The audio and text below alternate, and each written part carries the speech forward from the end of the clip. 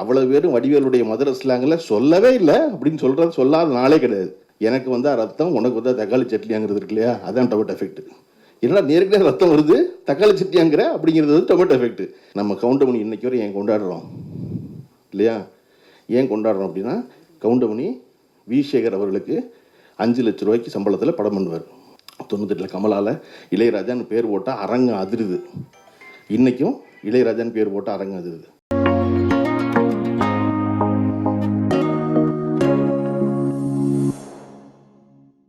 இயக்குனர் நெல்சன் சொன்னது போல் ஒவ்வொருத்தரையும் தனிப்பட்ட விதத்தில் தனக்கு தெரியுங்கிற சொல்லியிருந்தார் இல்லையா? அப்படி இந்த படத்தில் தொடர்புடைய எவரையும் தனிப்பட்ட விதத்தில் எந்த வகையிலையும் அறியாத வேணாம். எனக்கு வந்து தயாரிப்பாளர் ரமேஷ் பாபு அவர்களை வந்து எனக்கு 8 வருஷமாக தெரியும், 10 வருஷமாக தெரியும், 12 வருஷமாக தெரியும், எல்லாரும் சொல்லியிருந்தாங்க. எனக்கு நேத்தான் தெரியும். ஆனால் என்னென்னா, அந்த ரமேஷ் பாபுவை பற்றி தொடர்ந்து நான் கேட்டுகிட்டு இருந்திருக்கேன்.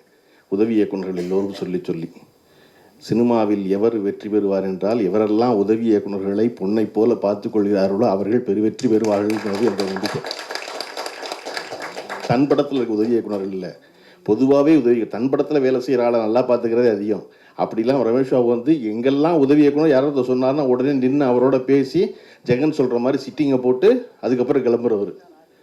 எனக்கு சாய்ராம்னு சொல்கிற ஒருத்தர் சிட்டிங்கும் போடுவார்னா ஒரே குழப்பமாக இருந்துச்சு. என்னடா சிட்டிங் போடுறாரு, சாய்ராம் சிட்டிங் போடுறாரு அப்படின்னு. ஆமாம், நான் அப்படி தான் டேரக்டர் வசந்த் ஒரு தடவை விளம்பரம் பண்ணும்போது சாய் வசந்த்ட்டார், நான் வேறு யாரோ போலன்னு நினச்சி கடந்து போயிட்டேன். அப்புறம் தான் அந்த வசந்த் தான்ப்பா இந்த சாய் வசந்த்னாங்க. அந்த மாதிரி இப்படி உதவி இயக்குனரோட பெரும் நட்பு கொண்டிருக்கும் தயாரிப்பாளர் என்பதை விடவும், இன்றைக்கி ஒரு இயக்குனர் இல்லாத பொழுது அவர் படத்தை அவரின் பெயரை சொல்லி அவரை கொண்டாடி அவரை பாராட்டி பேசுகிற ஒரு தயாரிப்பாளர் அரிதுன்னு அரிது. அதற்காக ரமேஷ் வந்து பெருவெற்றி பெறணும். ஏன்னா எல்லா படமும் ஆரம்பிக்கும் போது இயக்குனரும் நடிகரும் போல உலகத்தில் சிறந்த நண்பர்கள் இருப்பதே இல்லை. படம் முடியும் போது அவர்கள் இதுவரை போல மிகச்சிறந்த எதிரிகள் இருப்பதே இல்லை தமிழ் சினிமாவில். அப்படி இருக்கும்போது படம் முடிந்த பிறகும் அந்த இயக்குனரை கொண்டாடி கொண்டிருக்கிற அவருடைய இல்லாமையில் அந்த இயக்குனரை கொண்டாடி கொண்டிருக்க ஒரு தயாரிப்பாளர் போற்றத்தக்கவர். அந்த வகையில் ரமேஷ் பாபு தொடர்ச்சியாக நம்ம எல்லாராலும் போற்றப்பட வேண்டியவர். யோகி பாபு பற்றி எல்லாரும் பேசிகிட்டு இருந்தாங்க. குறிப்பாக வசமால் பேசும்போது இந்த கிணத்தை காணும் அப்படிங்கிற இந்த தலைப்பே வந்து ஒரு பொலிட்டிக்கல் ஸ்டேட்மெண்ட் ஆயிடுச்சு அப்படின்னு சொன்னார்.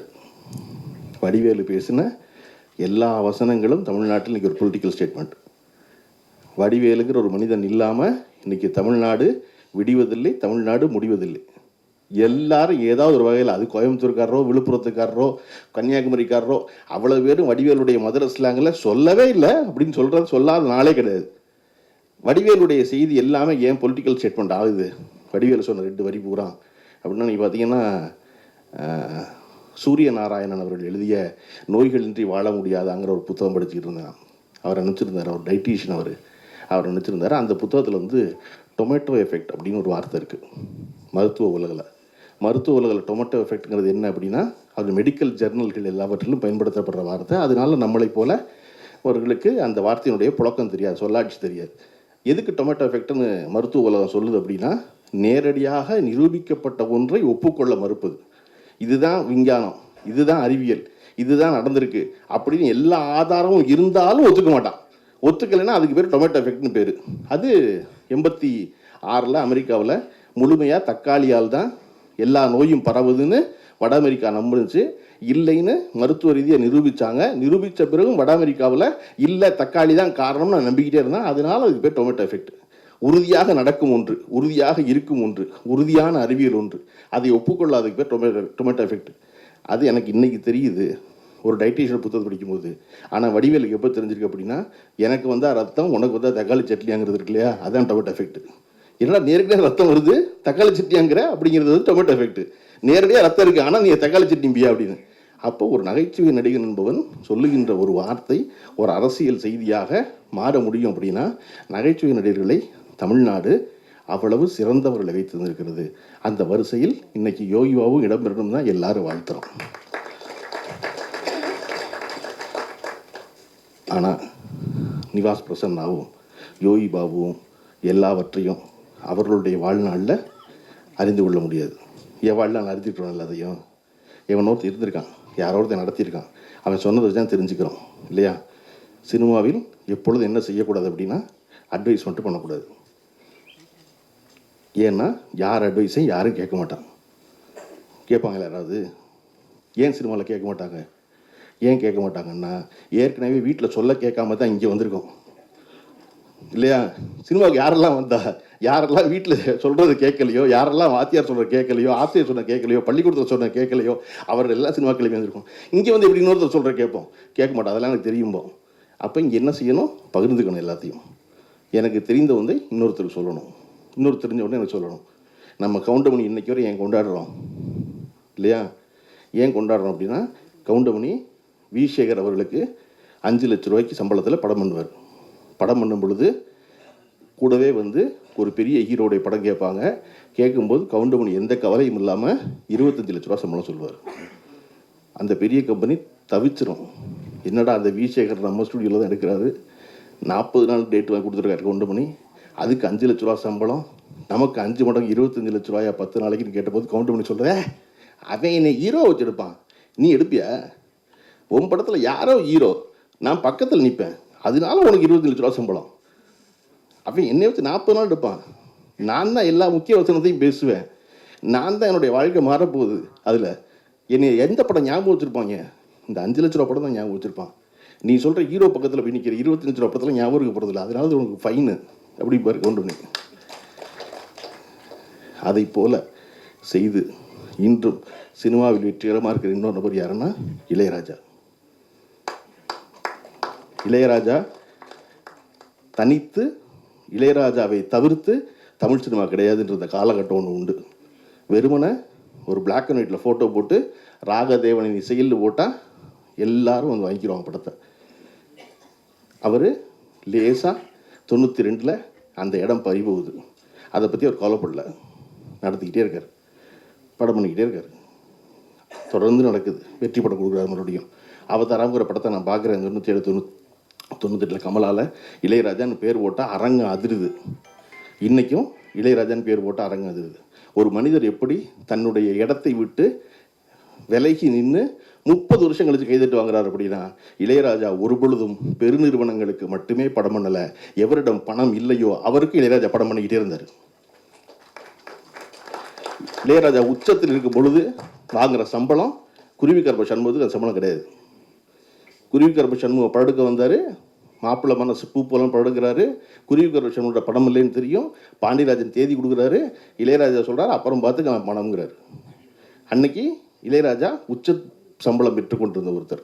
அப்போ யாருக்கு வீட்டை கொள்ளையடிக்கணும், யார் வீட்டை வெள்ளை அடிக்கணும்னு தெரிஞ்சிருக்கு அவருக்கு இல்லையா? நிவாஸ் பிரசன்னாவும் யோகி பாபுவும் இந்த அரங்கத்தில் இருக்கிற நடிகர்கள் எல்லோரும் சேர்த்து கொள்ள வேண்டிய செய்தி, இங்கே சம்பளம் என்பது நிரந்தரம் அல்ல. உங்களை, நம்மளை எல்லாரையும் சொல்லப்படுற மார்க்கெட்னு சொல்கிறது போய் பிம்பம் இல்லாட்டினா கைவிட்டுருவாங்க. ஆனால் யார் கைவிட மாட்டானா? யார் எளிய மனிதர்களோ, யார் எளிய இயக்குநர்களோ, யார் எளிய தயாரிப்பாளர்களோ அவர்கள் ஒரு பொழுதும் எவரையும் கைவிடுவதே இல்லை. அதனால நான் பார்த்துக்கலாமா? பாலைவனச்சோலைன்னு படம் வந்து 45 வருஷம் ஆச்சு. நான் ஒரு இடத்துல பேசும்போது அந்த படத்தினுடைய தயாரிப்பாளர் வடிவேல் அவர்களை பாராட்டி பேசுகிறேன். எழுதினேன் குமுகத்தில் ஒரு தடவை, வடிவேல் அவர்கள் இவ்வளோ சிறந்த ஒரு படம் பண்ணவர் அப்படின்னு. 2 நாள் கழிச்சு அந்த வடிவேலுடைய வயசு 82 என்னுடைய அலுவலகம் தேடி வந்துட்டார். எனக்கு ஆச்சரியமாக இருந்துச்சு. பாலைவனச்சோலை படத்தினுடைய தயாரிப்பாளர் நம்ம அலுவலகத்துக்கு வந்துடுவாரான்னு. அவர் சொன்னார், இல்லை தம்பி, இத்தனை வருஷம் கழிச்சு என்னை ஞாபகம் வச்சுருந்து ஒருத்தர் சொல்கிறீங்கல்ல, உங்களை நான் பார்த்து நன்றி சொல்லணும்ல, அதுக்காக வந்தேன்னு. நான் நினச்சேன் அந்த படம் ஏன் வென்றது அப்படின்னா வடிவேலுடைய இந்த குணத்துக்காக தான் 40 வருஷத்துக்கு முன்னாடி இந்த பாலைவனச்சோலை வென்றது நான் நினச்சேன். இப்போ தொடர்ச்சியாக நம்ம பெரிய படம் சின்ன படம் எல்லாமே இருக்குது ஒரு இண்டஸ்ட்ரியில். இருக்கும் பொழுது அது எல்லாவற்றுக்கும் அதற்கு தகுந்தாற்போல் செய்ய வேண்டியது, அதுதான் சரி. அப்படி யோகி பாபுவும் நடந்துக்கிறாரு, நிவாஸ் பிரசன்னாவும் நடந்துக்கிறாரு என்று அவர்களோடு பணியாற்றிய எல்லோரும் சொல்வதற்கில்ல, அது மேலும் பாராட்டுக்குரியது. அது நான் சொல்ல முடியாது, ஏற்கனவே இருந்தவங்க ஆமாம் அப்படின்னு ஒரு சொல்கிற போது பெரும் பாராட்டுக்குரியது. இந்த விஷயங்கள் இப்படி இந்த படம் வருவதற்கு முன்னாடியே ஒரு ஓடிடி பிளாட்ஃபார்ம் பேர் போட்டு வர்றது தமிழ் சினிமாவில் அரிதினும் அரிதான காரியம். இன்னைக்கு யாரும் எதையும் வாங்குறது இல்லை இல்லையா? அப்படி ஜியோ ஹாட்ஸ்டார் வந்து இந்த படத்தை ஆதரித்து இந்த படத்தை வாங்கி ஒரு ஓடிடி பிளாட்ஃபார்ம் பேரோடு ஒரு சின்ன படம் வருதுங்கிறது ரொம்ப நாள் கழித்து நடக்குது. இப்படி என்னென்னா ஓடிடியில் என்ன முடிவு பண்ணிட்டாங்க அப்படின்னா, நாங்கள் ஏமாறுவோம், ஆனால் பெருசாக தான் ஏமாறுவோம். நாங்கள் மொத்தமாக போய் ஒரு படத்தில் கதாநாயகன் படத்தில் 40 கோடி ரூபாய் இழக்க தயாராக இருப்போம். ஆனால் 4 கோடி ரூபாய்க்கு வாங்கி 1 கோடி ரூபாய் இழக்க தயாராக இருக்க மாட்டுறாங்க. நாங்கள் பெரிய படத்தில் ஏமாறுவோம் அப்படின்னு முடிவு பண்ணியிருக்கவங்க. அதனால நான் சொல்கிறது என்ன நினைப்பேன், ஒன்றும் பிரச்சனை இல்லை. நம்ம தேவர்மன் சிவாஜி மாதிரி என்ன நினச்சிக்கிறோம்னா, இந்த சிஇஓ மாறிடுவார், அடுத்த ஒருத்தன் வருவான், அப்புறம் வருவான், மெதுவாக தான் வருவான், அவசரமாக வரமாட்டான். எனக்கு என்னோட சௌரியம் என்னென்னா, நான் அரசியலில் இருக்கேன்னு நினைக்கிறனால சினிமாவை பற்றி எது வேணாலும் பேசலாம், சினிமாவில் இருக்கேன்னு நினைக்கிறனால அரசியலை பற்றி எது வேணாலும் பேசலாம். அப்புறம் கொஞ்ச நாள் குழப்பமாக என்ன சொல்லுவாங்க எல்லாரும், நீங்கள் எங்கே இதெல்லாம் போய் பேசுகிறீங்க அப்படின்னா, கூட நான் வரும் பொழுது இங்கே வந்து யார் நான் இல்லை, அவங்க யாருமே இல்லை 15 வருஷம் கழிச்சு. இதில் அவர் சந்தோஷப்படுவார், இவர் சந்தோஷப்படுவார் பேசி நான் போகிறேன். இங்கே நோக்கம் என்னென்னா, சிறந்த படங்கள் ஓடுவது. தாய்க்கிழவிக்கு வந்து பொம்பளைலாம் கூட்டமாக வர்றாங்கன்னு எல்லாம் சொல்லிட்டு இருந்தாங்க. நான் சொன்னேன், எல்லா படத்துக்கும் கூட்டமாக வர தயாராக தான் இருக்காங்க, நம்ம தான் வர்றவனை வந்து கையை பிடிச்சி கடிக்கிறவன் வரமாட்டேங்க சொல்கிறான். தியேட்டருக்குள்ளே வர்ற 300 பேரும் 2 கையவும் தட்டுறதுக்கு தான் கொண்டு வர்றான், தயாராக தான் இருக்கான். அவனை வச்ச கை மேய்ச்சி தாங்கியிலேருந்து ஆண்ட்ரஸ்லேருந்து அந்த கையை எடுக்க விடாமல் பார்த்துக்கிறோம். நம்ம அவனும் கொஞ்சம் நேரம் பொறுமையாக பார்க்குறான், 10 நிமிஷம் உனக்கு ஒரு வாய்ப்பு இருக்குன்னு. 10 நிமிஷம் கழிச்சதுக்கப்புறம் நம்ம அவனை சோதிச்சோம்னா அவன் மெதுவாக பையில் இருக்க ஃபோன் எடுத்து பார்க்க ஆரம்பிக்கிறான். ஏன்னா அந்த திரையை விட இந்த திரை சுவாரஸ்யமாக இருக்குது இல்லையா? எனக்கு வந்து விஜய் மேடமுடைய 10-15 வருஷம் ஆச்சு நினைக்கிறேன். அவங்க மதியான கூட்டம் இன்னும் செவனம்மா ஞாபகத்தில் இருக்குது. எனக்கு முதல்ல அப்படி ஒரு செவனம்மாவை நான் பாரதி ராஜா படத்துலேயே பார்க்கல. ஆனால் பாரதி ராஜா படம் தான் செவனம்மாவுக்கு அடிப்படை. அங்கிருந்து தான் கிளம்பி வந்து அப்போ அந்த படம் இன்றைக்கி எனக்கு மறக்க முடியாத காரணம், நான் எந்த எண்ணத்தோடையும் போகல, சும்மா ஒரு படம் புது டைரக்டர் பார்க்க போவேன்னு போனது. அந்த செவனம்மா எனக்கு 15 வருஷம் கழிச்சு ஞாபகத்தில் இருக்காங்க. அப்படித்தான் ரசிகர்கள் எல்லோருக்கும் சிறந்ததை போற்றுவதற்காக தான் அரங்கத்து வரோம். கிணத்தை காணும் படத்துடைய ட்ரெய்லர் எனக்கு காமிச்சார், ரொம்ப சிறப்பாக இருந்துச்சு.